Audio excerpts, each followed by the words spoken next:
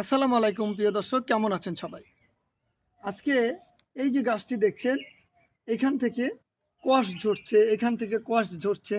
এই যে কষগুলি পড়ছে, এটি মূলত আমের গামাসিস বা গাম্বিট রোগ।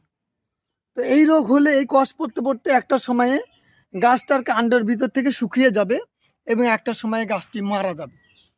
তো এই রোগের দ্রুত প্রতিকারের জন্য কপার অক্সিক্লোরাইড গ্রুপের যে কোনো ছত্রাকনাশক, এরকম ছত্রাকনাশক, তার সঙ্গে এরকম তুঁত বাজারে কিনতে পাওয়া যায়, এরকম তুঁত, এবং তার সঙ্গে এই যে গুঁড়ো চুন, এটার পরিমাণটা হচ্ছে অর্ধেক চুন আর অর্ধেক তুঁত, যতটুকুন তুঁত ততটুকুন চুন, আর তার সঙ্গে একটু ছত্রাকনাশক ওর সঙ্গে মিশ্রিত করে একটি পেস্ট তৈরি করতে হবে। সেই পেস্টের নাম হলো বদ্ধ পেস্ট।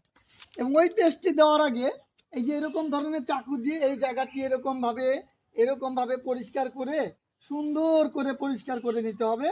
পরিষ্কার করে নিলে দেখবেন যে এইখান দিয়ে এই যে দাগগুলো স্পষ্ট হয়ে ফুটবে, যে এই জায়গা থেকে কিন্তু মূলত কষগুলি বের হয়। এই যে যেখান থেকে কষগুলি বের হয়, ঠিক এই জায়গাগুলোতে আপনি যে বদ্ধ পেস্টটা করবেন, ওই বদ্ধ পেস্টটা এখানে সুন্দর করে লাগিয়ে দিবেন। সেই বদ্ধ পেস্ট লাগিয়ে দিলে এই যে গাম ঝরে পড়া, যে গাম ঝরে ঝরে পড়ছে, এই ঝরে পড়াটি কিন্তু বন্ধ হবে। তো সবাইকে ধন্যবাদ।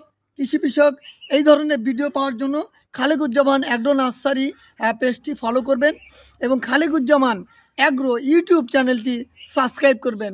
আজকে এই পর্যন্তই, সবাইকে ধন্যবাদ।